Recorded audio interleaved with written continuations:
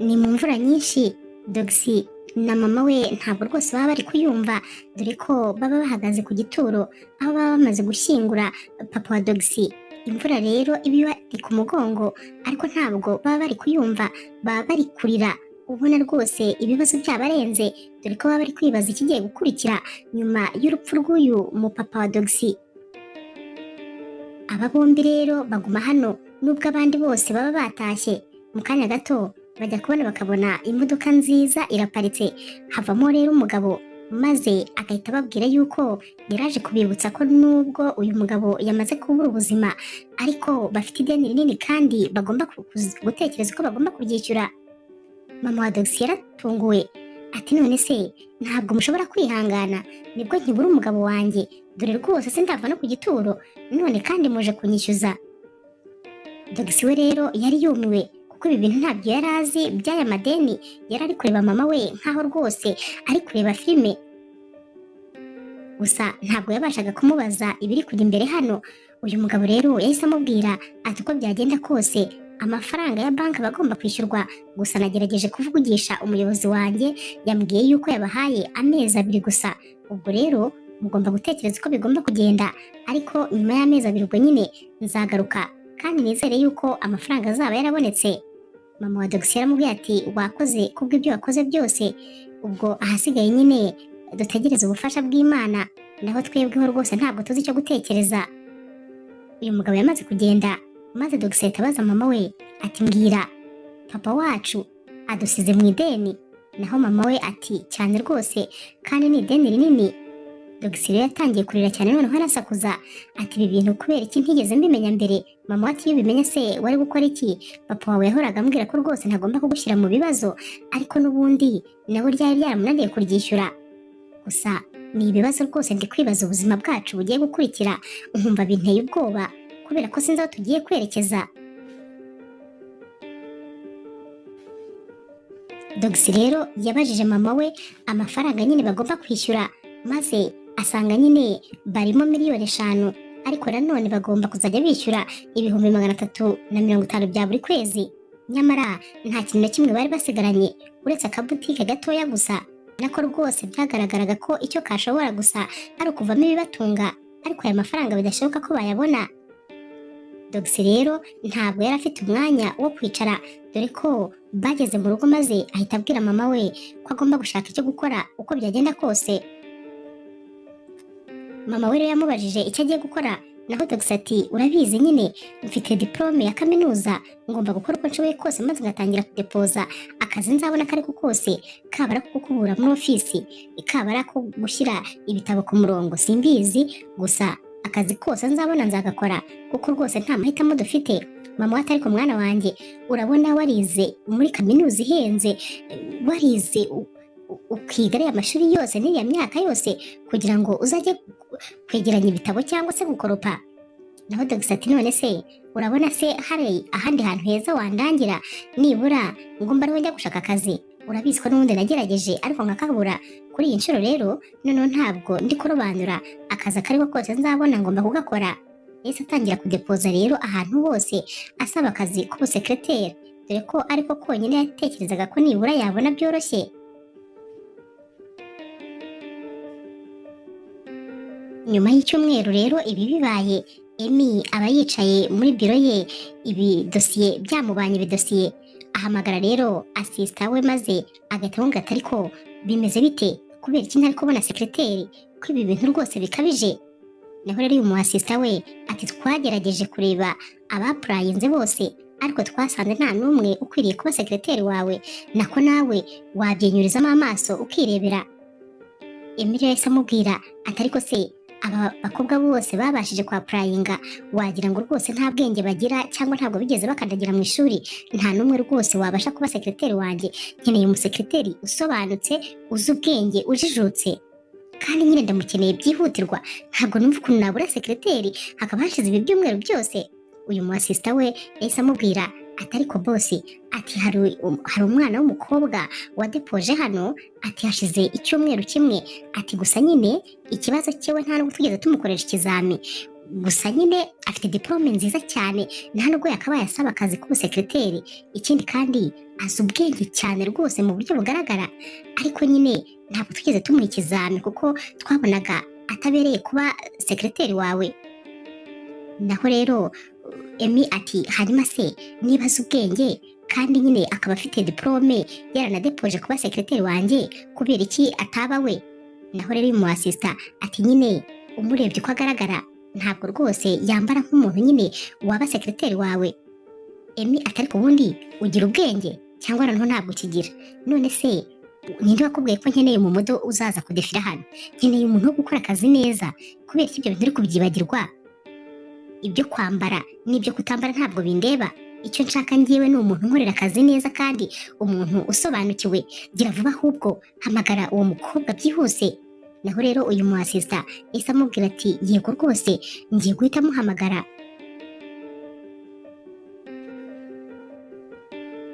Uyu musore rero yahise agenda maze afata telefone, yahise ahamagara byihuse Gheez. Gheez rero ari muri butike na mama we yumvise telefone yisonnye maze ajya kureba, yitabye nyine atazi uwo yitabye. Maze uyu mu assistant ahita amubwira yuko amuhamagaye kuva muri company anayimubwira izina.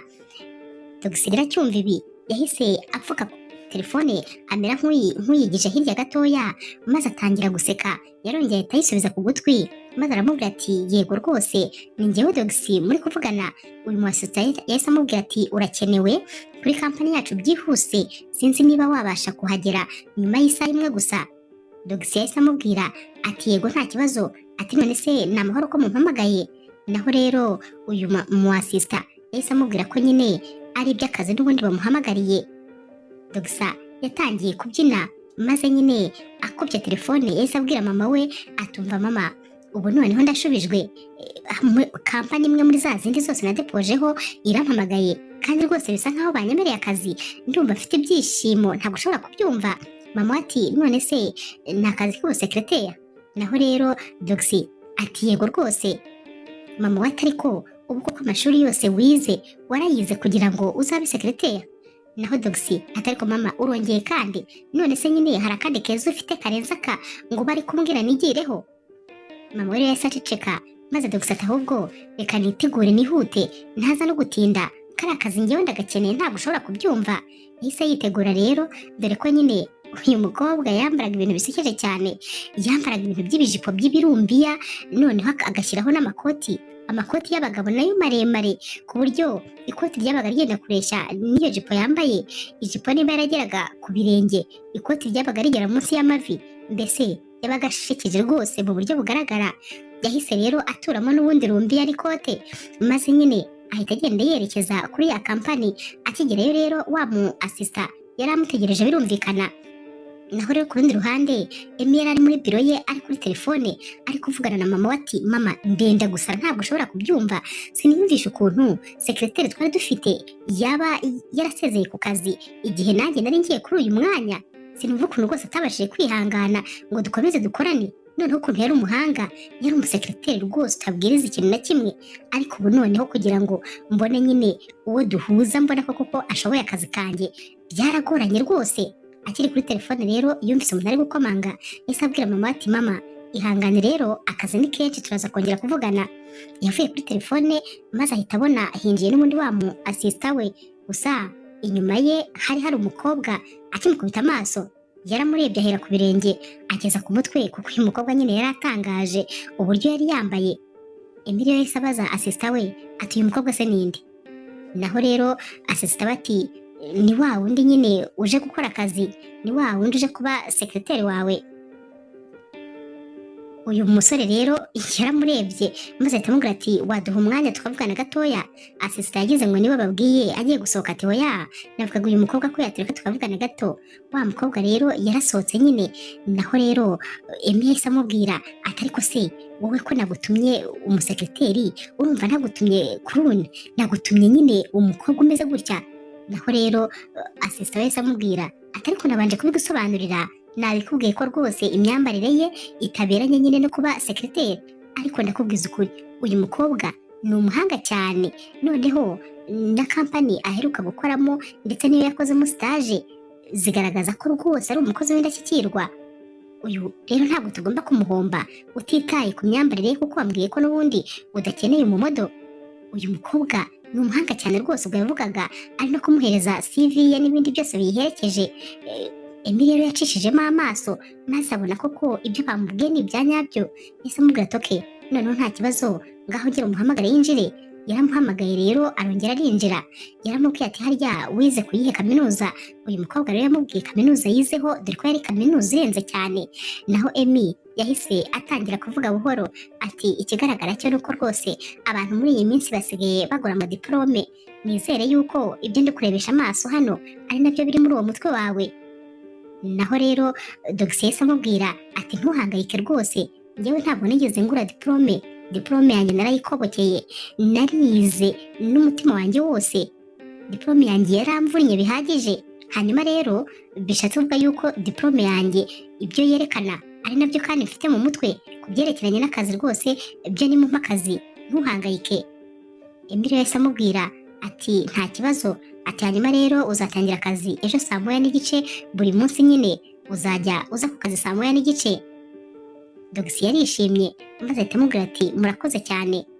Yahise rero asohoka, dore ko nyine yaramubwiye ko afite akazi kenshi, amubwira ko nyine yataha ariko akazagaruka ejo. Dogisi yagiye yishimye kubera ko nyine yarabonye akazi.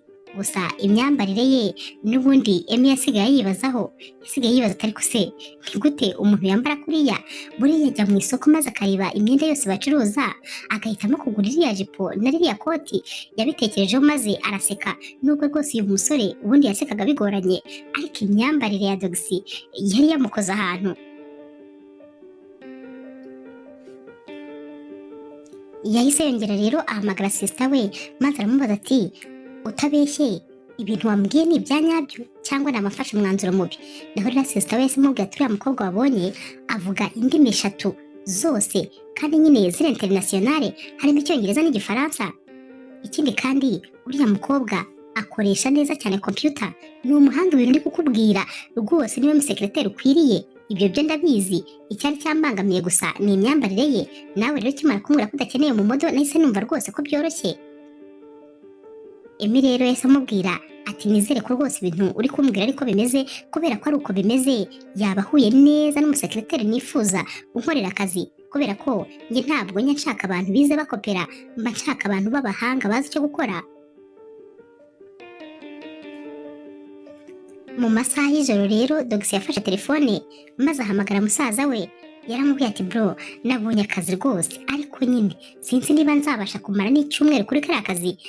Bosi wanjye uwo nzajya mbera nyine sekreteri, ndakubwiza ukuri uriya mugabo ntasanzwe, uzi ntabwo ajya aseka, noneho arakureba ukabona afite umujinya, uzi ko umureba ukabona nta byishimo namba ajya agira. Sinzi impamvu rwose ameze kuriya. Naho rero umusaza ati guhera ryari se umenya abantu bishimye n'abatishimye? Naho rero Dogisi ati uribuka ukuntu papa yajyaga avuga ngo umuntu ngo akorerwamo na sekibi? Ati nuriya namubonye wagira ngo rwose ni sekibi umwituriyemo. Ati kubera ko ukuntu avuga kureba, ataba kureba nabi wagira ngo agiye kugukubita. Umusaza ati nyine wowe ibyo byihorere, kubera ko nimumara gukorana iminsi akabona ukuntu uri umwana mwiza azahinduka, ndabizi. Nta muntu wakorana nawe ngo maze yihanganire ubwana bwiza bwawe, ndabizi ko rwose azahinduka nawe akagira imico myiza. Dogisi ati Imana ibimfashemo nibura nzabashe kuhakora amezi make, bityo naba mbonye amafaranga maze nkabona ayo tuba twishyuye nibura igice, kubera yuko uriya muntu twishyuza atumereye nabi cyane kandi simba nshaka ko bababaza mama kuko n'ubundi yarababaye bihagije. Umusaza bati ni ukuri turabisengera kugira ngo twese dukore ibishoboka byose, turebe ko nibura twajya twiteranya tukabona ko twakwishyura niyo twakwishyura makeya. Bwarakeye rero maze Dogisi yambara nk'ibisanzwe nyine ya style y'igikoti genda kugera ku birenge n'ikirumbi kigera ku birenge, maze agenda yerekeza ku kazi. Akigereyo rero abakozi bose barahuriye baza kumureba, dore ko wamubonaga yajyaga guhamagara undi ati ngwino urebe sekreteri noneho waje. Bose baramurebaga kwihangana bikanga maze bagaseka, kuko rwose ukuntu yari yambaye ibyo byari bishekeje ni ukuri. yaraje rero bose arabihorera maze yiyicarira muri biro yari yeretswe na bosi, ubundi nyine atangira akazi ke dore ko rwose ko yari agashoboye kandi cyane. Amaze rero icyumweru ari muri kano kazi, hari mu masaha y'igitondo, bosi yaramuhamagaye kuri telefone amusaba ko yaza muri biro ye. Hanyuma rero Dogisi yaragiye yinjira muri biro adakomanze, anamusekera rwose ati bosi, ati noneho uyu munsi mwaje mwazindutse. Nyamara Emi rwose ntabwo yajyaga apfa guseka, yahise amubwira ati ahubwo ninde wakubwiye kwinjira muri biro yanjye udakomanze, ariko ubundi icyo kinyabupfura ninde wakikwigishije? Naho rero Dogisi ati mumbabarire rwose bosi. Emi ati subira inyuma y'umuryango hanyuma ukora icyo wagombaga gukora. Dogisi rero yasubiye inyuma y'umuryango maze arakomanga. Emi yaramwihoreye, akomanga ubwa kabiri, Emi aramwihorera, akomanze ubwa gatatu, Emi yaramubwiye ati ngaho injira. Yiringiye rero maze atamubwira ati bosi, ati mwari mumpamagaye sinzi ikintu mwacakiraga. Naho rero Emi yahise amubwira ati n'ikindi gihe ntuzongere kwinjira muri biro yanjye udakomanze. Yahise amuhereza rero amadosiye maze amubwira ko yose agomba kuyacishamo amaso. Ikindi kandi amubwira ko mu kanya bafite inama, agomba kwitegura rero kuza nyine kwandika ibiza kuvugirwa muri iyo nama. Ikindi kandi yaramubwiye ati nihagira umukobwa uza kuza kundeba umubwire yuko ntahari, umubwire ko rwose ntari hano. Dogisi rero yarikanze areba cyane bosi, ni nkaho yari agiye kumubaza ati gute ndi bubwire umuntu ko udahari kandi uhari. Bosi yahise amubwira ati nizere ko ibyo navuze wabyumvise, dore ko nyine yanamubwiraga amukanga cyane. Dogisi yahise akoresha umutwe kumwereka ko nyine yabyumvise, yahise agenda maze nyine asubira aho yabaga yicaye. Mu kanya gato rero yagiye kubonabona umukobwa araje, yahise amubwira ati nashakaga Emi. Dogisi yahise amureba maze ahita yibuka ibyo bosi yamubwiye. Yaramubwiye ati ntawe uhari, amaze gusohoka, hari inama yagiyemo. Uyu mukobwa akimara kumva ko rero ntawe uhari kandi yasohotse, yatangiye nyine kubura nyine uko yifata. Ubona ameze nk'umuntu utangiye gutakaza kontrole, ubona nyine abaye nk'umuntu ubabaye, umuntu ubaye ukuntu nyine ukuntu kudasanzwe. Naho rero Dogisi yaramubajije ati none umeze neza ko ndeba wagira ngo uhise ugira ikibazo? Uyu mukobwa rero yahise amubwira ati nyine ati mfite ikibazo kandi gikomeye, ati mbabarira ungurize 5. Byasaga nkaho uyu mukobwa yari aje yizeye ko uwaje kureba ari nawe uri buze kumuha tike yo gusubirayo. Ati mbabarira ungurize 5 nzabikwishyura, n'ukuri ntabwo nzakwambura. Nyamara rero Dogisi bari bari kuguza 5, we ubanza noneho nta n'igiceri cy'ijana yari yifitiye. Ese abwira uyu mukobwa turihangana, nakabaye mbikoze ariko nta mafaranga mfite. Uyu mukobwa noneho yahise amera nk'ugiye kurira kuko yabuze aho areba, buri cyakora ubona nyine biramurenze. Dogisi rero yahise yibuka yuko ibyo ari byo byose yakwinjira muri biro ya bosi akamuvugisha ku byerekeranye n'iki kibazo. Yahise abwira uyu mukobwa ati noneho ati hari amafaranga nyine bosi ajya asiga muri biro ye dushobora kwifashisha biramutse bibaye ngombwa. Ati reka njye gufataho, buriya ndaza kumubwira ko nyine waje maze ukayafataho, ubundi nyine ayasubizeho nta kibazo, ndaza kubimubwira.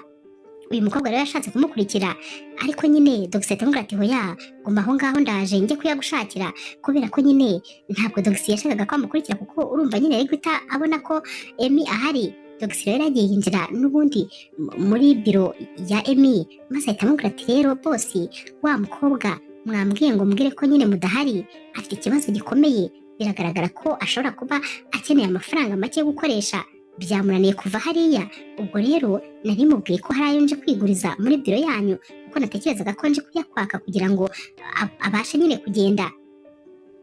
Emi rero yahise amubwira ati ubikoze neza cyane kuba utamubwiye ko mpari. Yahise amuha amafaranga maze aramubwira ati yamushyire ubundi nyine agende. Dogisi rero niko yabigenje, yahise agenda ahereza uyu mukobwa aya mafaranga. Yarishimye rero uyu mukobwa maze ahita asohoka yihuta. Ubwo kandi ni nako nyine bahise bitegura kugira ngo bajye mu nama, kubera ko yari inama bari bagiye guhuriramo n'abashoramari bakomeye. Aha rero Dogisi nyine yagombaga kwitegura kuko niyo nama ya mbere ikomeye yari agiye kuba arimo ari kumwe na bosi we.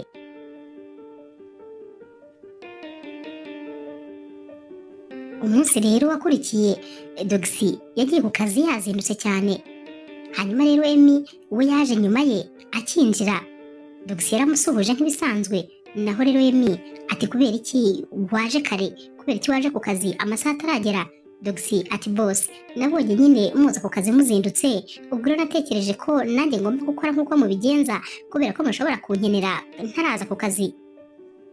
Emi rero yahise amubwira ati ugomba gutangira akazi saa moya n'igice, narabikubwiye kandi si ibintu bigoye kubyumva.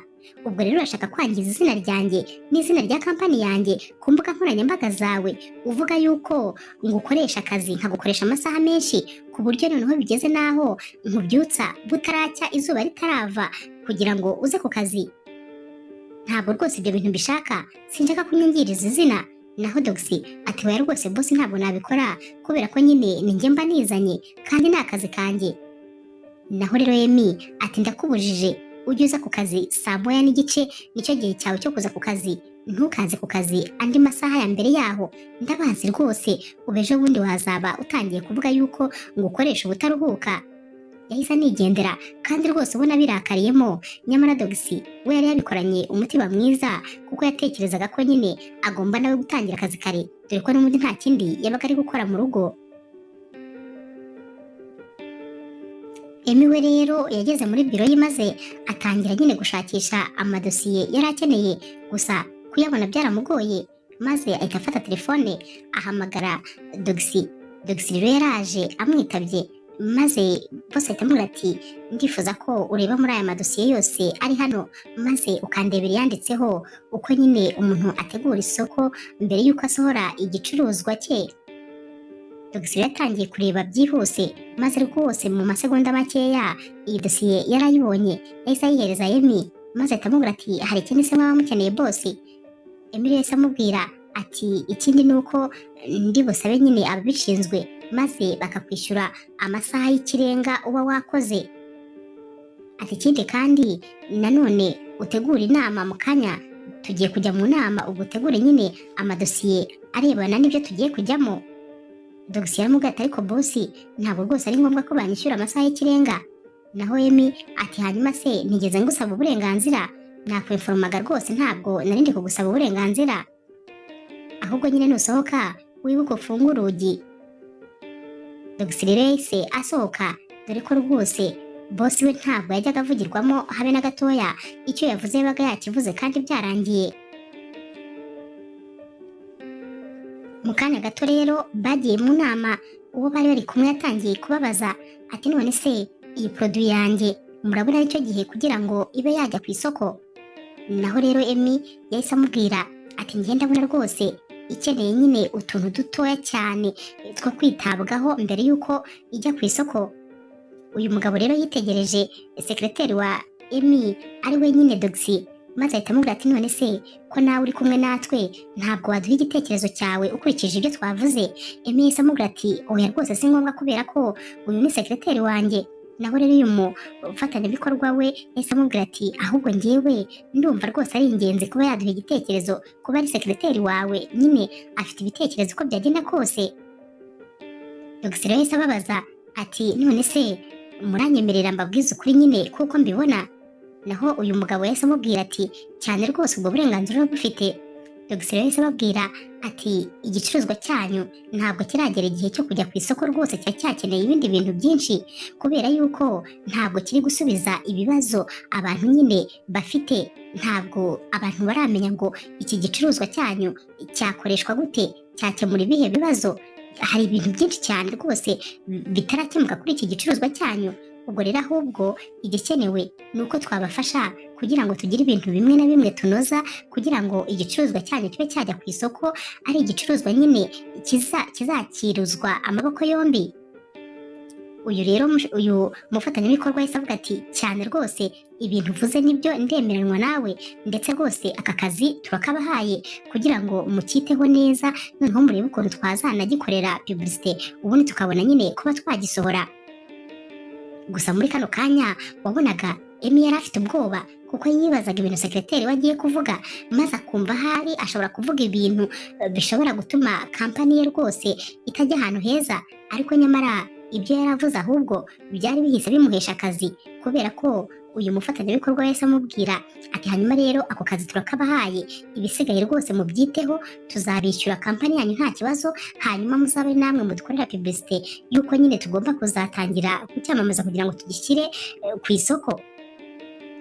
Kano kanya rero Emmy yahise amwenyura kuko yarabyumvaga neza yuko babonye akazi. Bahise basohoka bakorana mu biganza, gusa nyine wabonaga Emmy yishimye nubwo nanone yari agifite ubwoba, wabonaga atarashira igihunga. Bavuye mu nama rero maze nyine Gheez ahita asubira kuri poste ye nk'ibisanzwe. Yahise afata ibyo kurya dore ko yari ashonje cyane kandi yabaga yapfunyitse mu gitondo. Yatangiye kurya maze agiye kubonabona Emmy aje hano. Yahise amubwira ati ntabwo byemewe kurira muri ofisi, hano hari cuisine abantu bose bajya gufatiramo amafunguro, ubutaha nawe ujye uba ariho ujya kuyafatira. Nyamara wabonaga nyine Gheez afite ubwoba ari kwihanagura ku munwa wagira ngo ari gutitira, yari afite ubwoba bwinshi atari no kubasha kureba nyine Emmy. Yahise amubwira ati mumbabarire rwose boss, ntabwo bizongera. Emmy rero yarasetse ati ariko se ubundi nkwibarize, umfata nk'igisimba? Mba mbona wagira ngo ndaryana, iyo mbonye mba mbona wagira ngo uri gutitira. Naho Gheez yahise amubwira ati oya ntabwo ariko bimeze Emmy, ati kandi mba ndi kubibona mu maso yawe, ati gusa nyine nari nje kugushimira, wakoze cyane kubera ko wamfashije, ikindi kandi watumye tubona ikiraka, wakoze rwose. Gheez rero yaratunguwe kuko n'ubwa mbere yari yumvise uyu musore ari gushimira umuntu. Gheez yaramurebye cyane atari guhumbya, naho Emmy ati ibitekerezo rwose bari bafite byari bipfuye, ariko wakoze kuba wamfashije kubera ko niwe wampesheje iki kiraka, wakoze cyane rwose. Yahise yigendera. Naho rero Gheez yasigaye ibyishimo ari byose. Yahise afata telefone maze ahamagara musaza we ati ntabwo wakwemera ibintu bimaze kuba, tekereza ko boss wanjye amaze kunshimira ngo namufashije kubera igitekerezo natanze mu nama.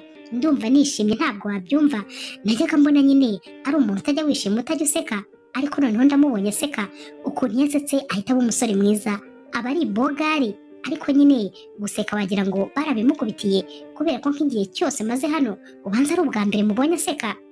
Musaza wati sinakubwiye se, narabikubwiye ko ubwana bwiza bwawe nta muntu wabwihanganira, ko rwose nawe azagera hagahinduka akaba umwana mwiza, buri se ahubwo uzabona n'ibindi. Ubwo se hari icyo wari wabona? Nyuma y'iminsi mike rero sinzi ukuntu nyine Gheez yari ari muri ofisi ya Emmy, sinzi ukuntu yarebye kuri mashine maze nyine abonaho amakampani yose yifuza gukorana nayo. Yabonyemo rero kampani umusaza we yakoragamo, ndetse rwose iyi kampani nyine yarayishakaga cyane kugira ngo babe bakorana, ariko nanone yagombaga kumenya ibyo umuyobozi w'iyi kampani akunda kugira ngo azabe ari byo yinjiriraho kugira ngo nyine amwiyegereze. Gusa nanone nta makuru yari amufiteho bihagije. Hanyuma rero Gheez yahamagaye musaza we maze amusaba ko bahura.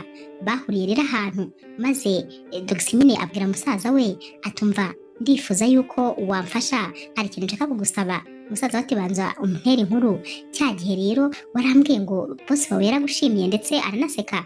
Naho Gheez ati cyane rwose, ariko nanone nari mfite ubwoba kubera ko turi mu nama yandebaga nabi. Umusaza waterega yagombaga kukureba nabi kubera ko yari afite ubwoba ko ushobora kuvuga ibintu biterekeranye. Urumva nyine iriya yari kampani bakoranye igihe, washoboraga kuvuga rero ibintu bituma rwose bamutera icyizere. Gusa nyine Imana ishimwe ko wavuze ibyanyabyo nyine, ariko ni ukuri byari biteye ubwoba, nta kuntu atari guhangayika kubera ibyo wari ugiye kuvuga. Hanyuma se urifuza ko ngufasha kubyerekeranye n'iki? Gheez atumva nyine boss wanjye nabonye amakampani yifuza gukorana nayo maze nsanga harimo na kampani yanyu, ndifuza ko rero wambwira byose byerekeranye na boss wawe, ibyo akunda, ibintu bimushimisha, kugira ngo nyine nzafashe boss wanjye kugira ngo abe yasinya kontra na kampani yawe.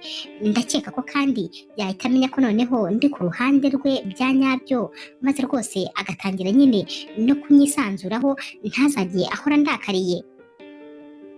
Umusaza wese amubwira ati uyu munsi rero nari ntegereje umukunzi wanjye kugira ngo tube twavugana kandi turaraje, ubwo rero reka njye nawe tuzavugane undi munsi.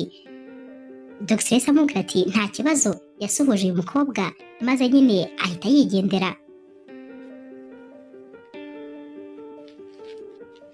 gusa nyine ku mugoroba kuri telefone musaza we yamubwiye buri kimwe cyose cyerekeranye n'icyo boss wakunda, n'ikintu nyine ushobora gukora kugira ngo utangire kumufatisha. Ku rundi ruhande rero Emi we yagendaga abwira abantu bose ko noneho yabonye umusekreteri wa nyawe. Inshuti ze zahitaga zigira ngo uyu musekreteri yabonye ni n'umukunzi we, maze bagatangira kumubwira bati wabonye wa nyawe, agahita aseka ati hoya, ibyo mutekereza ntabwo aribyo nshatse kuvuga, ahubwo nshatse kubabwira ko nyine nabonye umusekreteri w'umunyabwenge w'umwana mwiza, mbese ntabwo ari umusekreteri gusa wagira ngo akora akazi k'abantu benshi, gusa nyine ni umuhanga, ajya ntungura si ukubabeshya.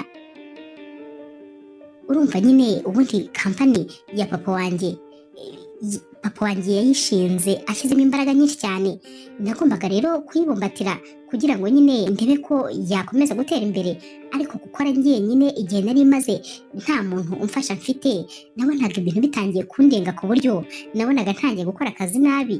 Ariko kuva igihe nyine uriya mukobwa yaziye, ibintu byarongeye bisubira ku murongo, ku buryo ntabwo rwose nababwira ukuntu mba mbona ibintu bimeze. Niyo naba ntahari mba numva ntuje, kuko mba numva yakora akazi kagakora n'akanjye, kandi ndi bosi we.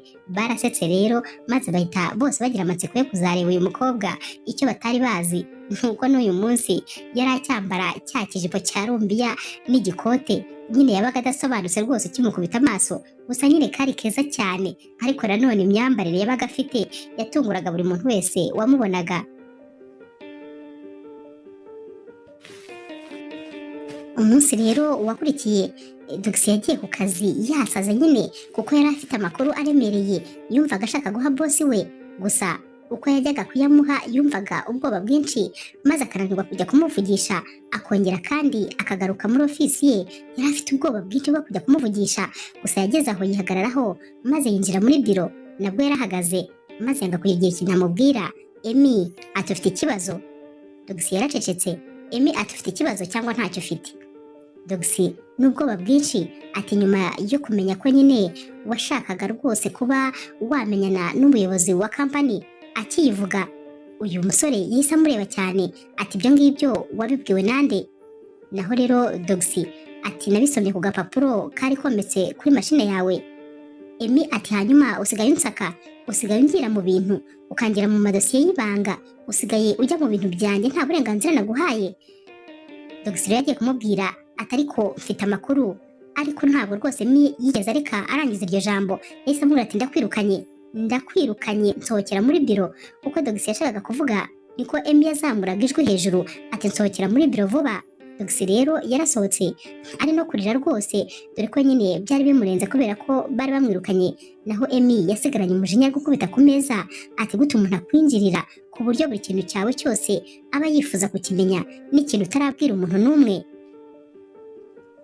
Gheez rero yagiye muri ofisi maze atangira gufata ibintu bye byose, yarabyegeranyije, amarira yari yamurenze. Sinzi ukuntu rero Emi yahise asubiza ubwenge ku gihe, maze ahita avuga ati ariko kubera iki ubundi ntamuteze amatwi ngo numve icyo yari agiye kumbwira? Yafashe telefone maze ahita amuhamagara ati ngwino hano muri biro yanjye. Gusa nyine Gheez yari amaze kwegeranya ibintu bye byose, yahise rero aza muri biro byose abifite, gusa yari ari kurira, amarira yamurenze. Emi aterekeraho kurira nk'agahinja, mbwira nyine amakuru waruje kumbwira ni iki wamenye kuri iriya kampani?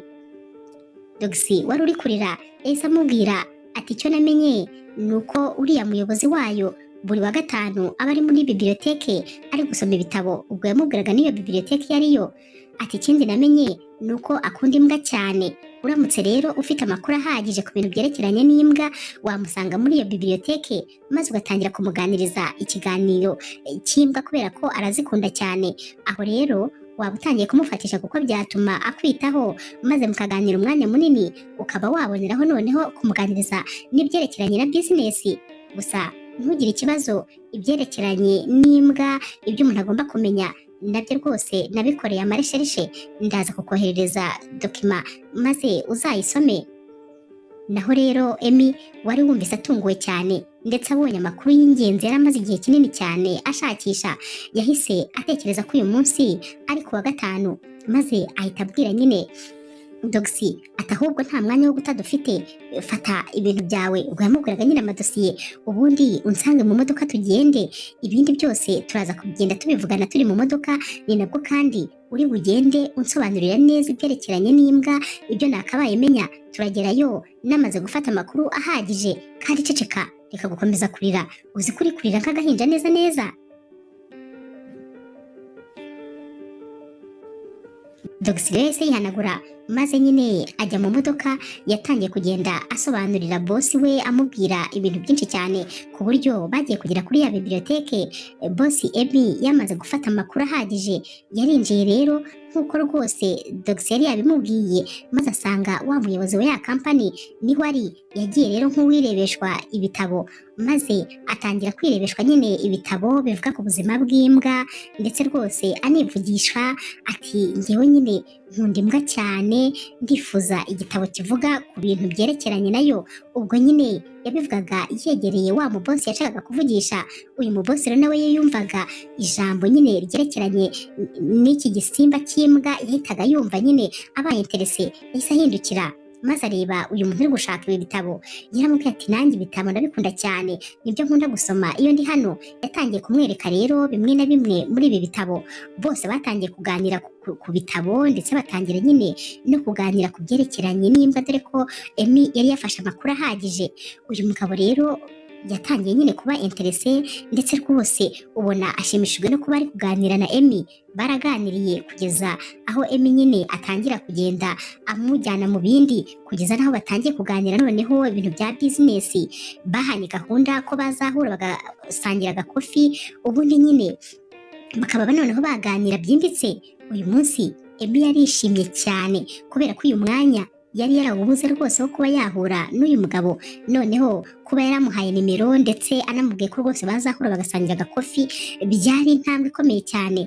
Emi yatekerezaga ko noneho uyu munsi azahava rwose ahakuye amakuru ashimishije. Batashye rero, Emi nyine byari byamurenze, yari ari gushimira Dogisi ntarekere, kubera ko yari yamukoreye igikorwa cy'indashyikirwa. Gusa nyine ntiyigeze yibuka ko yari yamwirukanye. Yasabye rero Dogisi ko yamutahana maze akamugeza mu rugo. Yaramujyanye amugeza imbere y'iwabo. Dogisi yinjiye mu rugo, ariko n'ubundi yari agifite agahinda, kuko yari azi neza ko yirukanwe ku kazi. Bwarakeye rero Dogisi ntiyajya ku kazi. Bosi yageze ku kazi aramushaka aramubura. Yafashe telefone maze aramuhamagara. Dogisi we rero yari ari kuri butike ari kumwe na mama we. Mama amubaza ati kubera iki utagiye ku kazi? Naho Dogisi ati nirukanywe. Mama we rero byari biri kumubabaza, ati ni ukuri ndabona rwose aho twanditse ritava neza. Urabona ukuntu ahantu hose twari tugiye kuba twihishe bitari gukunda. Dogisi rero ari kumubwira ati nta kibazo, ndaje nshakisha ahandi nzabona akazi, kubera ko nyine nta kundi. Telefone ye rero yahise isona, maze mama aramubwira ati tabiye telefone. Dogisi yahise abona ari bosi umuhamagaye, ati mwaramutse neza bosi. Naho rero Emi ati kubera iki utaje ku kazi? Dogisi ati ni ukubera ko ejo mwanyirukanye. Emi ati ngewe kwirukana ku kazi? Ati ubwo se naba ntekereza? Dogisi ati yego rwose ejo mwaranyirukanye bosi. Emi ati gira vuba, fata taxi voiture ndayishyura uze ku kazi. Banguka ndagukeneye cyane. Gute se ngewe nakwirukana? Ntabwo rwose nari nigeze nongeye kubitekerezaho, nari nzi ko ibyo byarangiye. Dogisi rero yarishimye, maze ahita ajya kwitegura, ahita ajya ku kazi yihuta cyane, dore ko nyine yari ari kurira n'ubundi imbere atekereza aho agiye gukora akandi kazi. Ubu rero noneho yari ashubijwe kubera ko yari asubiye ku kazi ke. Nyuma y'iminsi mike rero Emi ari kuganira na wa muyobozi wa ya kampani yashakaga ko rwose bazasinya kontra. Byarangiye nyine bamwemereye ko ashobora kuba umufatanyabikorwa wabo. Ibi bintu rero byaramushimishije cyane. Uyu munsi nyine amara gusinya kontra yaratashye, ariko yatashye ibyishimo ari byose. Yaraje rero aruhukira muri ofisi ya Dogisi. Yaramuteruye maze rwose atangiye kumuzunguza, ari kumubwira tumva ntabwo nzi ikintu nagukorera keretse ahari nguhetse, cyangwa se nkabwira abantu bose kuri umuntu w'ingenzi kuri ngewe. Warakoze. Dogisi rero we yari afite isoni, ndetse rwose n'ubwoba. Yatekerezaga ko hagize umukozi ubona ibi bintu bitaba biri kugaragara neza. boss rero yamurambitse hasi maze ahita amubwira ati warakoze kumpa amakuru yose, amakuru wampaye yaramfashije ku buryo ariyo yatumye rwose mbasha kwinjira iriya kampani ndetse nkaba namaze gusinya kontra. Warakoze yarabivugaga kongera akamuhobera, kumurekura bikanga, yumvaga mwishimiye mu buryo bwose bushoboka. Hanyuma rero uyu munsi yaramubwiye ati ikindi kandi uyu munsi rwose ntabwo uri gutaha uteze, ndashaka kuza kugutahana, ntabwo nzi ukuntu nagushimira, sinzi n'icyo nagukorera, ariko wumve ko rwose wamfashije kandi wankoreye ibintu bikomeye. Naho rero ku rundi ruhande ku mugoroba iwabo wa Gheez ibintu rwose byari byabaye bibi cyane, dore ko nyine banki yari yabateye bari kubishyuza kandi noneho babishyuza nabi cyane, bari barimo ibirarane byinshi. Hanyuma rero mama wabo yari ari kubwira nyine aba bantu bari kumwishyuza ati nukuri nta mafaranga na make mfite, nta kintu na kimwe mfite cyo kugurisha, nta mafaranga rwose nabona, nimunyihanganire tuzakomeza tuyashakishe. Naho rero aba bagabo bari kumubwira bati ntabwo tugenda tutabonye amafaranga yacu, umaze kutugiramo ibirarane byinshi, twari twarakwemereye ko uzajya twishyura make make buri kwezi, ariko n'ubundi amezi ashize ari menshi utishyura, umaze kutugeramo 1,500,000 kuyo wakabaye twishyura buri kwezi.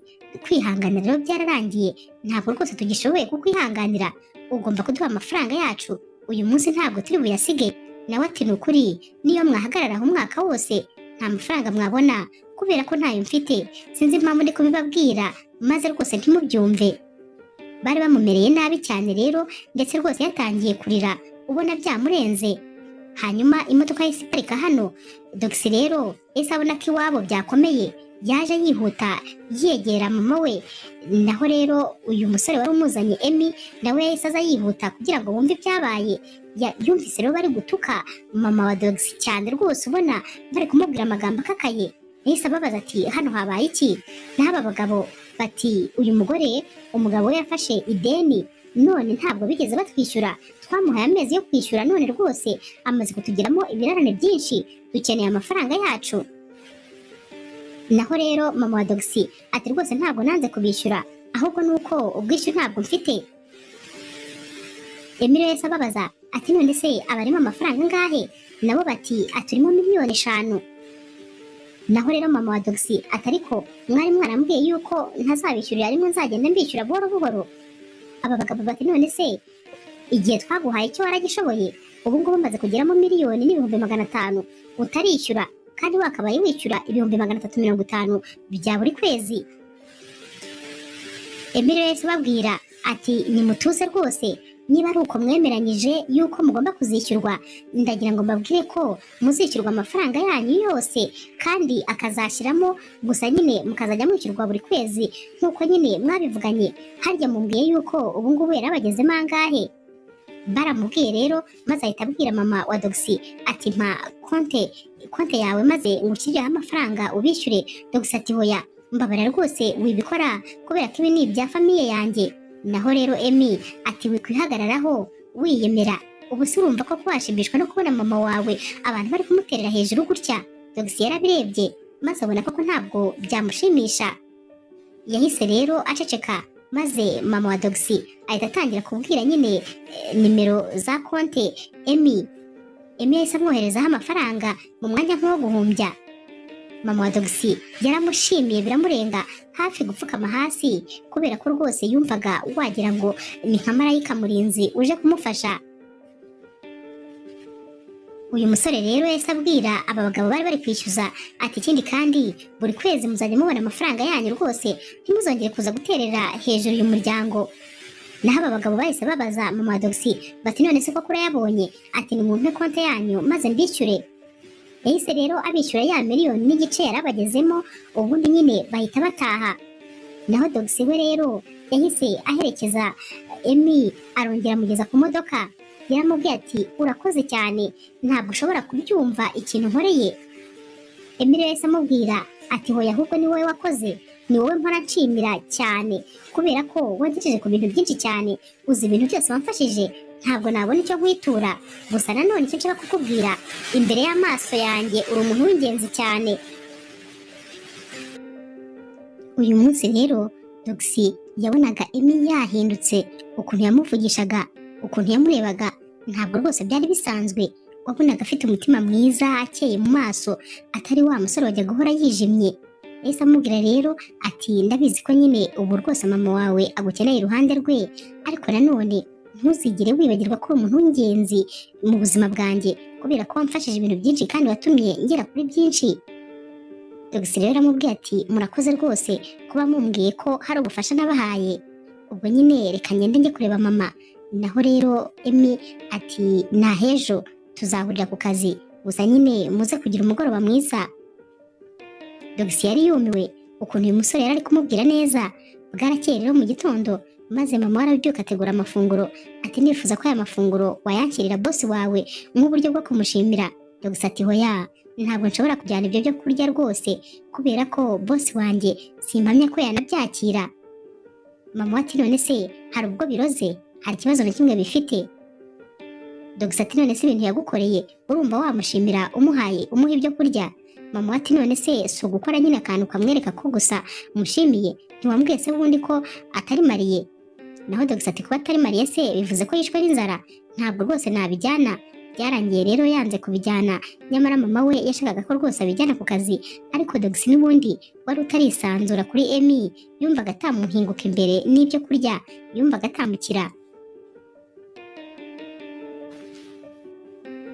Umunsi umwe rero Dogisi yari ari ku kazi nk'ibisanzwe, yagiye kubona abona Emi aje amusanga, yaramusuhuje dore ko nyine hari no mu masaha yo mu gitondo, maze ahita akora mu ikoti nta kintu nyine bavuganye. Yahise akuramo amafaranga menshi ahita yamurambika imbere, atumva ati ndifuza yuko wahindura imyambarire kubera ko uyu munsi dufitanye inama na ya kampani. Ubwo yari ari kumubwira ya yindi nyine bisa nkaho rwose ari we wabahuje. Ati rero ugomba kuba uri kugaragara neza, ugomba kuba wambaye neza nyine nk'abasekreteri, nta bintu byo kwambara ibyo birumbiya uyu munsi. Yahise anigendera kandi nta adatumye nyine Dogisi avuga. Dogisi yitegereje aya mafaranga maze atekereza ukuntu abantu bose bahora bamubwira ngo azahindure imyambarire, ko rwose imyambarire ye itaberanye n'umukobwa nka we. Yahise rero ahamagara umukopine wa musaza we maze amusaba ko rwose yamuherekeza bakajya kugura imyenda. Uyu mukobwa rero we yari sexy bikabije, yaramuherekeje maze bajya kugura utwenda nyine turi kuri taye, utwenda twiza tubereye umukobwa. Barashopinze maze atahana nyine iyi myenda yishyira mu rugo, ubundi ahita yambara imwe muri yo kuko yagombaga kujya mu nama kandi akagenda asa neza. Yambaye agakweto kari hejuru, yambara akajipo keza kamugera mu mavi, ndetse rwose yambara n'agashati. Yari yasokoje imisatsi noneho ameze neza. Hanyuma rero Emi agiye kumufata kugira ngo bajye nyine muri ya nama, yaramwitegereje agira ngo ari kurota. Yabonye hari bamuhinduriye, yaramurebye amara nk'iminota 5 nta jambo na rimwe aravuga. Yahise amubwira ati uri mwiza, uraberewe, ntureba kari kose ubundi kuki utajya kugambara gutya? Naho rero Dogisi yarasetse maze ahita amubwira ati urakoze cyane kubera ko ni wowe nyine wampinduriye ubuzima. Najyaga ntekereza ko ntashobora kwambara iyi myenda kubera ko ntabasha no kuyigondera nyigura, ariko wakoze kumfasha. Baragiye rero bajya mu nama nk'ibisanzwe nyine. Dogisi rwose inama yabaga arimo yabaga ari inama nyine ari butangemo n'ibitekerezo batitaye ko ari sekreteri, kuko buri gihe cyose iyo nyine Emi yabaga ari kuvuga kumva hakenewe rwose umwunganira, yahitaga abwira nyine Dogisi ati nawe watanga igitekerezo, cyane cyane ko yabaga abizi ko buri gihe afite ibitekerezo.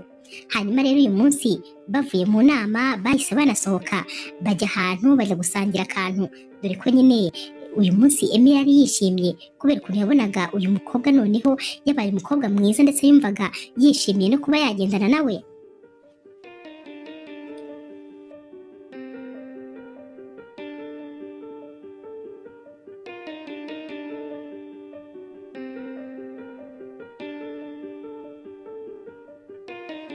Bavuye gusangira rero ntabwo Emi yigeze areka Dogisi ataha, kuko rwose wabonaga adashaka kumurekura, yumvaga ashaka ko baba bagumanye umwanya.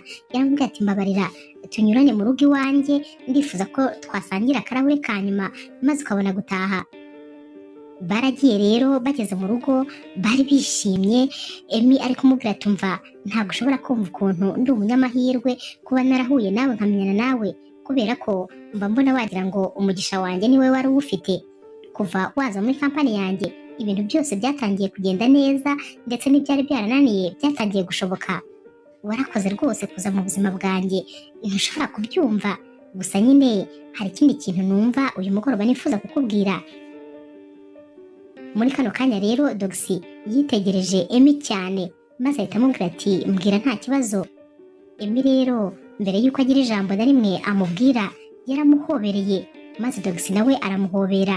Emi rero yamurebye mu maso maze aba bombi bahita batangira gusomana nta kintu na kimwe baravugana.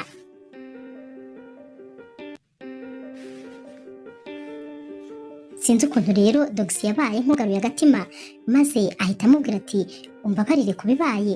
Naho Emi ati hoya ahubwo ngewe umbabarire kubibaye. Dogisi yahise amubwira ati reka ntahe n'ubundi nyine burije. Emi rero yahise amubwira ati reka ngutahane. Dogisi ati hoya wabonaga ameze nk'ufite ubwoba. Emi ati nta kibazo reka nguhamagarire taxi voiture maze gutahane. Dogisi ati yego kandi urakoze cyane. Yaratashye rero ariko nyine ataha ubona afite ibyishimo by'aka gakorwa gatoya kari kabaye. Nyamara Emi nawe yasigaye nta handi ibitekerezo bye biri uretse kuri uyu mukobwa yari ari kujya amutekereza maze akisetsa ari wenyine. Iri joro rero bisa nkaho Dogisi atigeze afatanya ijisho kubera ko rwose yari ari gutekereza ibitekerezo byamubanye byinshi. Ari kwibaza ati uko ndi kubibona nshobora kuba rwose ntangiye gukunda boss wanjye, kandi ikigaragara nawe ashobora kuba atangiye kunkunda. Ariko se nanone ibingibi biramutse bibaye maze tugakundana byagenda bite? Nakomeza gukorana n'umuntu nkunda? Ibi bintu se byashoboka? Yatangiye kubyibazaho cyane kandi nyamara aka kazi yari agakeneye, ariko yari ari kwibaza ko aramutse agiye mu rukundo ahari hari byinshi byakwangiza. Ariko nanone yatekereza nyine ukuntu uyu musore asigaye amufata akabona ko rwose byanze bikunze harimo urukundo hagati yabo. Nyamara ku rundi ruhande Emi nawe ntabwo yari yigeze asinzira kubera ko nawe yari ari gutekereza cyane kuri Dogisi, ndetse rwose ari kuvuga tubanza nyuma y'imyaka myinshi cyane ntajya mu rukundo noneho nshobora kuba narabonye wa nyawe, nshobora kuba ntangiye gukunda uriya mukobwa bya nyabyo kubera ko nsigaye numva mutekereza kenshi ndetse nkumva nyine twaba turi kumwe inshuro nyinshi, nkumva nkumbuye kumva ijwi rye, nkumva nkumbuye kumureba. Ibimenyetso byose biranyereka ko rwose ndi mu rukundo nawe. Umunsi rero wakurikiye bose ku kazi bararebanaga maze bagaseka, wabonaga rwose basa nkaho bafite udusoni.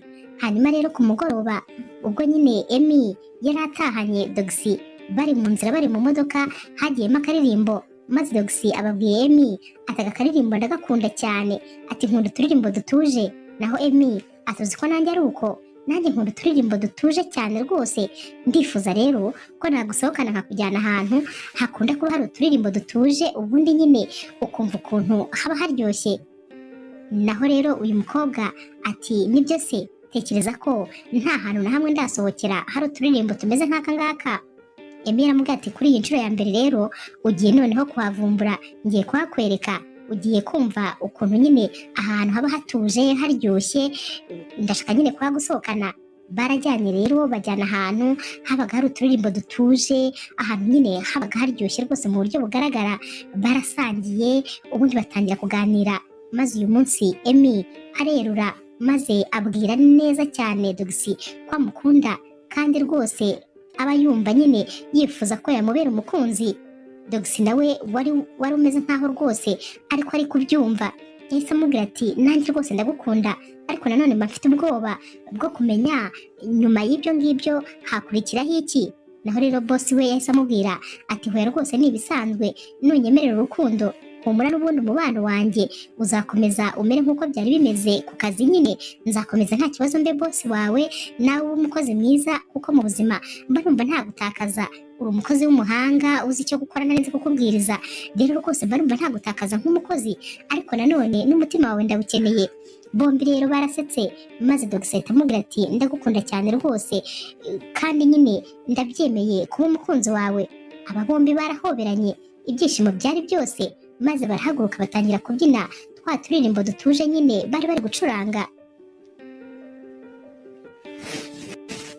Iminsi yakurikiye rero noneho batangiye kujya bavugana ku matelefone inshuro nyinshi nyine bari kwiteretanira, bari guterana imitoma ndetse rwose inshuro nyinshi bakajyana no gusangira, dore ko haba mu gitondo haba saa sita ndetse na nimugoroba bagombaga kujyana muri resto maze bakajya gusangira.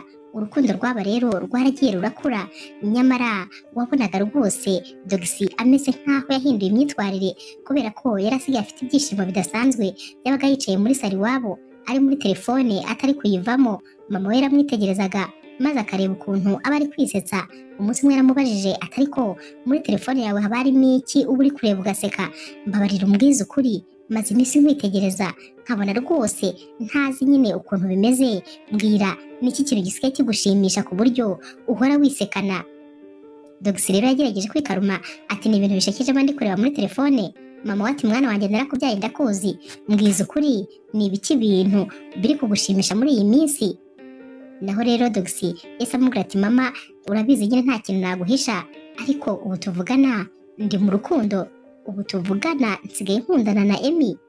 Mama we aramubwira ati uriya musore musigaye mukundana, urabizi neza se ko agukunda? Naho rero Gheez ati yego rwose arankunda kandi nyine nanjye ndamukunda. Mama we yarishimye, yaramubwiye ati ngewe uriya musore naramwishimiye rwose, n'umwana mwiza. Kumbwira rero ko mukundana ni inkuru nziza cyane numvise mu matwi, ndabyishimiye ntabwo ushobora kubyumva. Gheez rero yaramubwiye ati nanjye rwose byaranshimishije, ntabwo mbere natekerezaga ko byashoboka, ariko ni ukuri ubu niba hari umuntu wishimye ni jyewe. Mama we rero yaramubwiye ati mwana wanjye kubera ukuntu ugira umutima mwiza n'ukuntu witonda ukwiriye ibyiza rwose, wari ukwiriye guhura n'umuntu ugukunda kandi akaguha umunezero. Gusa mpora ngusengera kugira ngo Imana ikumere ibyiza. Umunsi umwe rero Emmy ndetse na Gheez bari basohotse bicaye rero bari kuganira. Emmy yabwiye Gheez ati rero ngiye kugutenguha rwose wihangane. Gheez yagize ubwoba maze atangira gukanira ukuntu ati none se wanyanze, uri kubona tudakwiranye? Naho rero Emmy ati hoya rwose ntabwo ari ibyo, kubera iki watekereza ibyo bintu? Urabona nakwanga koko? Oya ntabwo bishoboka, ahubwo nyine nuko nagusezeraniye ko uzakomeza kuba umukozi usanzwe, ariko ni ukuri ndabona ngukeneye ku rundi rwego. Urabizi nawe diploma ufite urayizi, ntabwo rwose aka kazi ariko kagukwiriye. Hanyuma rero ndifuza nyine kukuzamura mu ntera, ubundi nyine ugakomeza ugakora muri kampani yanjye. Kukurekura bwo ntabwo nakurekora kuko sinatuma hari undi muntu ujya gukorera, ariko nanone ndifuza ko ufata poste ihwanye n'ubushobozi ufite. Kano kanya rero Gheez byaramushimishije, aramubaza ati none se ubwo bushobozi bumbonamo? Naho Emmy ati ahubwo nuko nyine ari njye nyiri kampani, naho ubundi rwose nakabaye nkugira umuyobozi mukuru muri iyi kampani. Gheez rero yarasetse ati oya ntumbwire ko uba wumva nagusimbura. Bose barasetse, ariko Gheez aramubwira ati urakoze cyane nanone kuba unzamuye mu ntera. Emmy rero yaramubwiye ati ahubwo mba numva ntazi ikintu nagukorera, gusa iyo nkurebye mba mbona nyine naguha buri kimwe cyose mfite, kubera ko byose mba mbona ari nk'aho ari wowe mbikesha. Aba bombi rero bakomeje gusangira, ari nako Gheez yari ari kubwira Emmy ati ndagukunda cyane, gusa nyine bwa mbere nza gukora muri kampani yawe nabonaga ntazahamara icyumweru, narebaga ukuntu uhorana imishiha, ukuntu ufite imijinya, maze nkabona ntabwo tuzashobokana. Naho rero Emmy ati nanjye narebaga ibigutiya wambaye, maze buri gihe uko nakubonaga wamaraga kugenda nkumva nyine uransekeje. Ati nanjye ntabwo ndanizi ko tuzakundana, ariko ko iminsi yagiye ishira twese byagiye bihinduka uko twabonanaga, maze nyine dutangira gukundana. Gusa wumve yuko kuba rwose warabaye umukunzi wanjye aricyo kintu cya mbere cyiza nabonye mu buzima.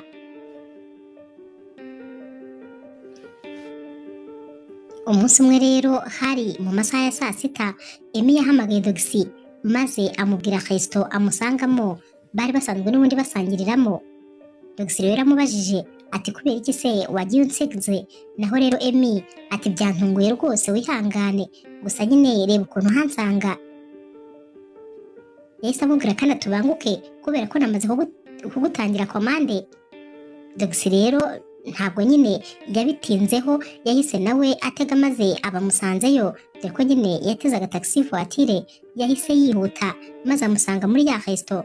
Agezeyo rero yatunguwe nuko byari bimeze, dore ko nyine abakozi bose bakorana ndetse nyine n'inshuti zabo za hafi bose bari bari muri iyi resto ndetse bahateguye mu buryo budasanzwe. Emily akimubona atungutse yahise ashyira ivi hasi maze akura mu mufuka impeta, yahise ayifata mu ntoki. Gheez rero akibibona yahise ashyira ibiganza ku munwa, dore ko nyine yari atunguwe cyane. Yarahagaze, abandi bari bari hano bahise bagenda baramuzana bamwegereza imbere neza ya Emmy. Emmy rero yahise amubwira ati mukunzi wanjye, ndagukunda byo rwose urabizi, n'abantu bose bari hano barabizi ko ngukunda. Gusa nanone ndifuza kugusaba ikintu gikomeye, ndifuza kugusaba ko wambera umugore, ndifuza kugusaba yuko wanyemerera ko tuzabana ubuziraherezo. Ndakwifuzaho mama w'abana banjye bahazaza, ndakwifuzaho byose byanjye, ndifuza ko waba uwanjye noneho ukabyemerera imbere y'aba bantu bose bari hano. Gheez rero emosiyo zari zamurenze, yahise amuhereza ikiganza maze aramubwira ati ndabyemeye, ndi umunyamahirwe kandi ndi umunyamugisha kuba narahuye nawe, kuba ngufite mu buzima ni iby'igiciro, ikindi kandi uru rukundo rw'ubuzima bwanjye. Emmy rero yamwambitse impeta maze aba bombi barahaguruka barahoberana. Emmy yamwibukije ko amukunda kandi ari we wenyine yeguriye umutima we. Abari bari hano bose bari bumiwe kuko ni ubwa mbere bari babonye Emmy avuga aya magambo, ni ubwa mbere bari bamubonye yishimye, ni ubwa mbere bari bamubonye aseka, kubera ko ibyishimo bye rwose byari Gheez.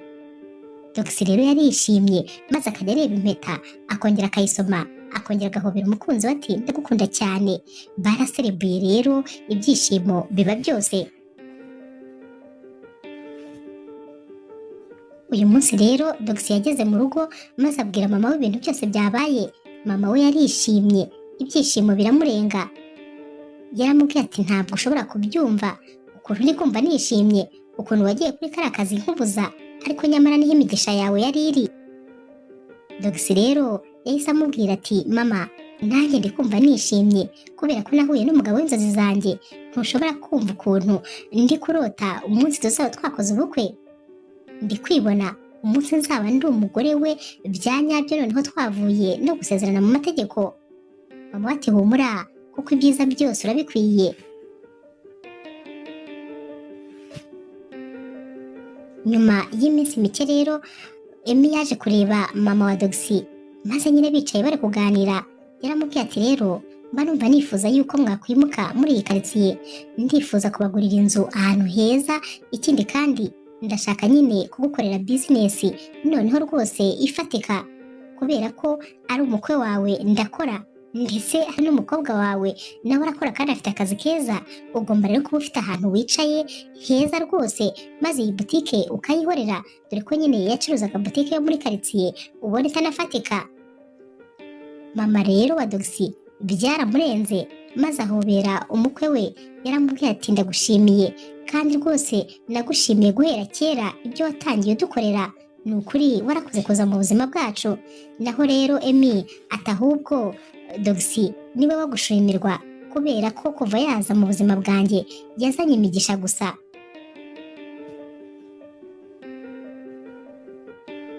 Nyuma y'igihe gito rero ibintu byose bimeze neza kandi biri ku murongo, Gheez ndetse na Emmy batangiye gutegura ubukwe bwabo. Aba bombi rero bakoze ubukwe bwari burimo abantu benshi ndetse bakomeye, ari abo bakorana, ari inshuti zabo, ari imiryango yabo. Bwari ubukwe bwari bwitabiriwe n'abantu benshi cyane.